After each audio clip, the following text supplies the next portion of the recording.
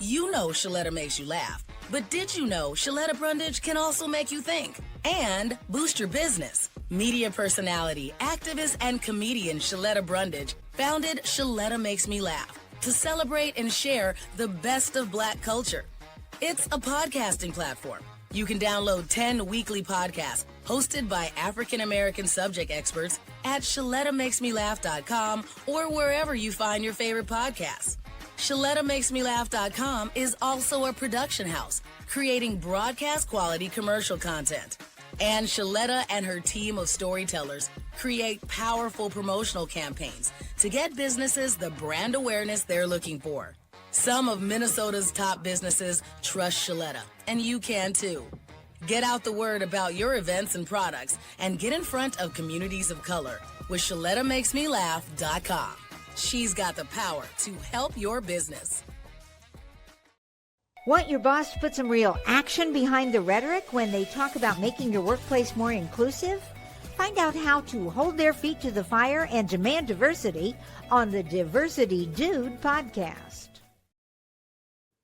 Hello there, and welcome to the Diversity Dude podcast, recognized as one of the top 100 diversity and inclusion podcasts in the U.S. I'm your host, Lambert Fisher, marriage and family therapist, award-winning author, and national speaker on the topic of multicultural awareness and diversity. And whether it be through my one-on-one relationship building efforts as a therapist or my informing and empowering efforts as an author and speaker, know that my personal mission is to do my part to improve the world one strengthened relationship at a time. So, today I'd like to share with you a few thoughts about the anatomy of a corporate cultural apology. So, if you haven't heard, Target is in hot water yet again after news broke of a product on their website that shows a Black child in what is listed as a Halloween costume that looks strikingly similar to what has historically been known as a racist Jim Crow era minstrel costume. Instead of painted Black face, there's a Black mesh face covering, which also displays a large, bright rimmed smiley face, which again looks uncomfortably similar to the costumes worn by white actors wearing ragged, tattered clothing and painting their face with shoe polish, with bright, painted lips to mock and demean African Americans, establishing deeply harmful racial stereotypes. Now, as people all over the country react emotionally to yet another incident of, at the very least, cultural insensitivity and what many feel is blatantly racist, Target has come out with a response, acknowledging that this needs to be addressed in hopes of preventing another multi-million-dollar losing boycott. In response, Target stated this: "We removed an offensive Halloween costume that should have never been part of our assortment. It is no longer for sale. As a company, we got this wrong, and we're deeply sorry. We know this is especially hurtful for our Black guests, team members, and partners. Removing the costume is an important first step, and we are looking closely at how this happened and what needs to change in order to ensure that this won't happen again." Now, it's worth acknowledging that it matters that Target has openly apologized. They could have said nothing, hoping it just went away. They could have waited until backlash and consequences came out before considering it worth responding to. They could have even said the placating, "I'm sorry, you were so sensitive that you were offended by our reasonable actions," fake apology. Instead, they said, "We're sorry." They acknowledged that there was a deep, direct impact and it shouldn't have happened and that something needs to change to ensure that it won't happen again. These are all components of a good apology. That being said, while good, it's also important for Target to know that the apology is not yet complete. This is a good first step. How meaningful the apology is will be reflected by what comes next. For more on what this might look like, I'd like to use the next few moments of our time to offer a few things to consider as it relates to the anatomy of a cultural corporate apology. So, essential corporate cultural apology component number one: see something. As I mentioned already, in order for an apology to matter, you need to see that something happened that had an impact that you consider to be negative and undesirable, and that is ultimately worth changing. I say it this way because for an apology to truly matter, the people on the receiving end of that apology need to know that you see and understand what you're apologizing for. I see it in couples counseling all the time. One spouse or partner gets hurt or expresses anger, and their partner sees the anger and apologizes. But when the hurt person asks, "Do you even know what you're apologizing for?" their partner, trying not to make it worse by lying, admits that they did not really understand why their partner was so upset. They were just hoping that saying the words, "I'm sorry," will calm down the intense emotions and appease them. And even if there is a genuine desire to not see their partner upset, if you don't truly see and understand the reason your actions are experienced in such a negative way, it is very likely that you will hurt them again in the future. Not because you're a horrible person, but because if you don't understand what caused the original hurt, then you won't understand what barriers you need to put in place to prevent yourself from causing similar hurt again in the future. And while I'm not quite sure who understands what inside Target's leadership, their advertising team, their product design team, and everyone in between, the sheer amount of expressions of, here we go again, Target, I've heard confirmed that this was not just one mistake. There's something missing, something not truly understood, something not truly being seen enough to make the necessary changes to prevent the likelihood of repeated occurrences like this in the future. And Target, know that this is the benefit of the doubt version that intentionally considers the possibility that this was not motivated by ignorance and lack of sufficient cultural understanding that needs to be informed and corrected for future prevention. Know also that it is in your best interest to increase your knowledge and make improvements quickly, or else you will be providing support for those who argue that this was definitely not ignorance or unintentional, and that it was a sign of racism, negative, unconscious, or even conscious bias, and callous disregard for entire groups of people. Essential cultural corporate apology component number two, say something. As I mentioned, it matters that Target came out with an official apology. They said something. They said, we're sorry. That matters. It's also worth noting that what is said matters as well. The summary was this: we removed the hurt. We know who was hurt. We saw that there was, and we know that more needs to be done to ensure that it doesn't happen again. And we're working on it. For the most part, this had a lot of good components to it. It did avoid the placating. I'm sorry you were so sensitive that you were offended by my perfectly reasonable actions, fake apology. But without the words themselves or outside of them, saying something is important because it shows that you're willing to hold yourself accountable in public rather than only in private, if at all. By saying something and giving a public apology, then you're owning that what was done in public was mattered, and thus inviting the public to hold you accountable for proving that your apology was real by watching and waiting to see the changed behavior that follows the apology, which leads perfectly to what is considered by many to be the most essential cultural corporate apology component: do something. You see, it's no secret that seeing something and saying something aren't enough for everybody, nor should it be. The reason is not that people just want to be angry. They want to make somebody the bad guy. They just have an agenda. No, no, no, no. It's because an apology becomes more meaningful and believable when people see that what the company is doing differently afterwards matters. Without changed behavior, it's just lip service. Without changed behavior, it can be reasonably assumed that you're perfectly okay with the way things are and would prefer to keep doing things the same way as long as the public seems to be okay with it. Without changed behavior, the message that's sent is that you'd rather intentionally or accept the risk of unintentionally causing more harm, more so than taking on the inconvenient task of learning what causes harm, why, and choosing other behavior instead. Now, I'll admit, change is inconvenient, especially when change isn't just change social media posts. In order to significantly reduce the frequency of these cultural offenses, it'll take revising policies, practical and impactful cultural training, changes in marketing practices, the creation of accountability measures, as well as actively supporting impacted communities. Internally, as well as outside of the company, behavioral efforts will need to be made that shows that you meant what you said. The words of your apology have the opportunity to be appreciated in hindsight if the behavioral change that follows it not only honors the existing hurt, but shows how you plan to avoid future repeated hurts.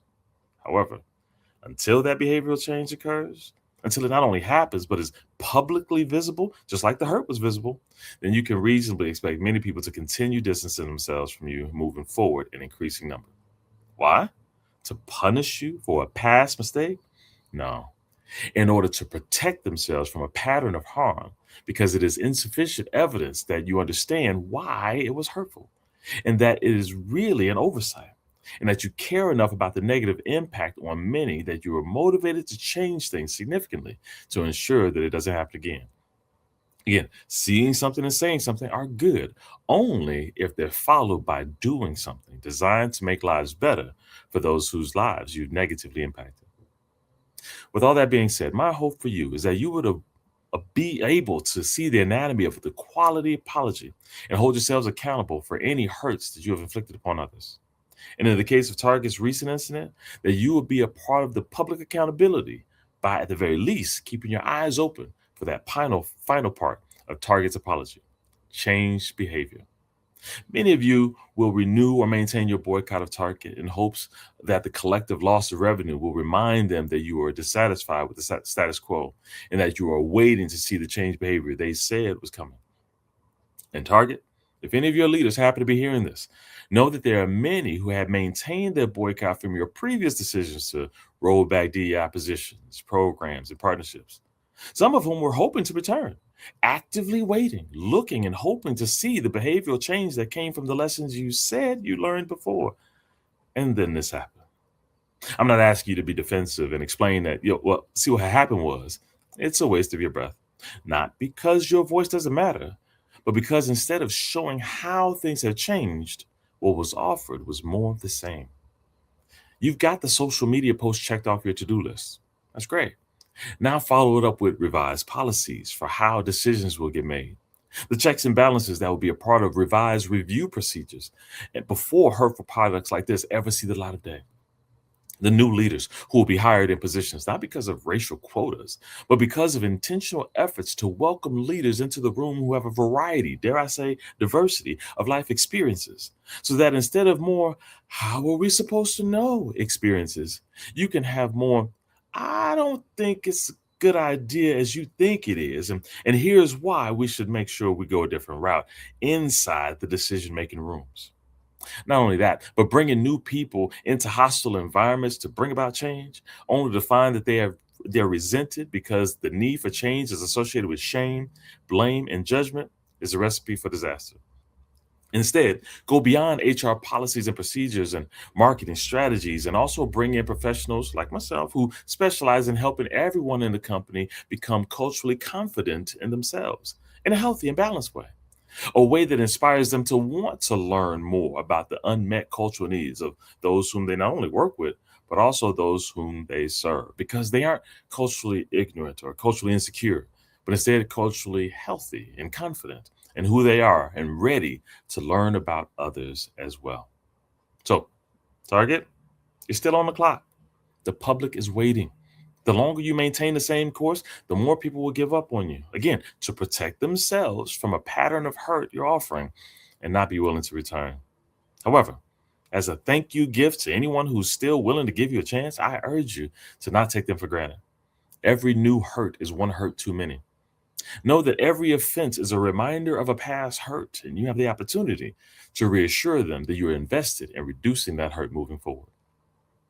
So, does your apology matter? I hope so.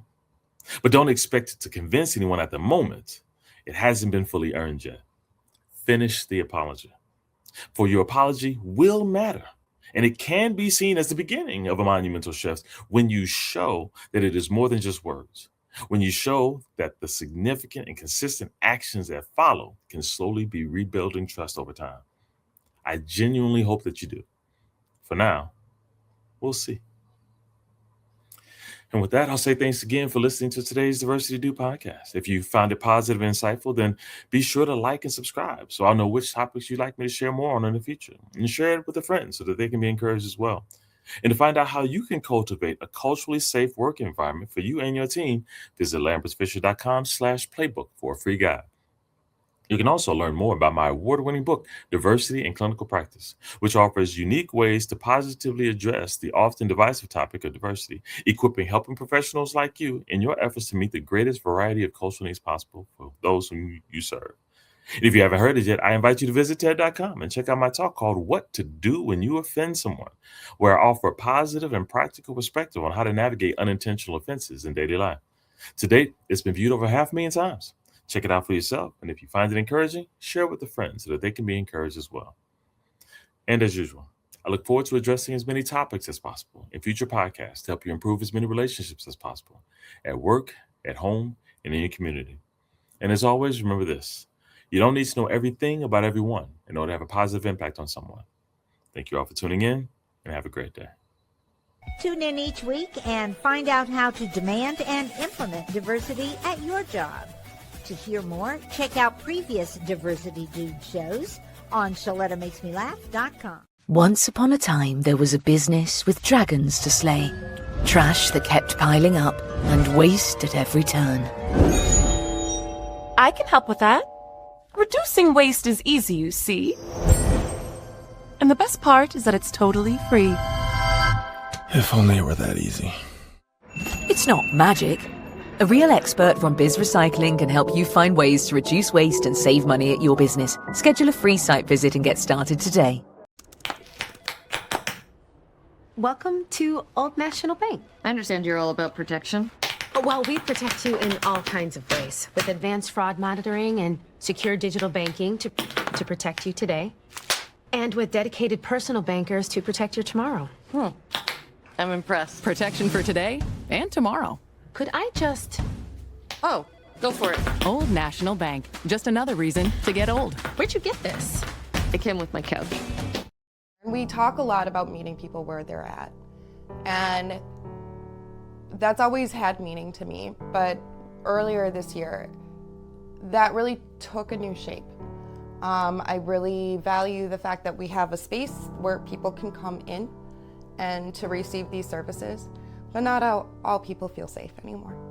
Coming out, going places, and just re-looking at what does it truly mean to meet people where they're at, and how do we effectively do that, has been a really big part of what this year has looked like for us. Sometimes we believe those lies, that we are no good, that maybe, this is all there is. And when I got sober, I realized, no, there's something more fighting for. And I'm out here every day fighting for it, for myself, for the women in my community, whom I love. But this Waymakers is a big part of that. So I'm just grateful. I'm so grateful. And I couldn't have done it without being sober, of course, and having the good support, because nobody can do it alone. Community means showing up for one another. For me, and I think for our community, because many across United Health Group will talk similarly about the support that we felt. I think it underscores to us the profound need and the profound importance of what it feels like when your community supports you. So it's with that the United Healthcare Foundation is very proud to announce $1 million of support for our community partners, the Washburn Center, Catholic Community Foundation of Minnesota, which includes the Annunciation Hope and Healing Fund, the Greater Minneapolis Crisis Nursery, and Minneapolis Foundations.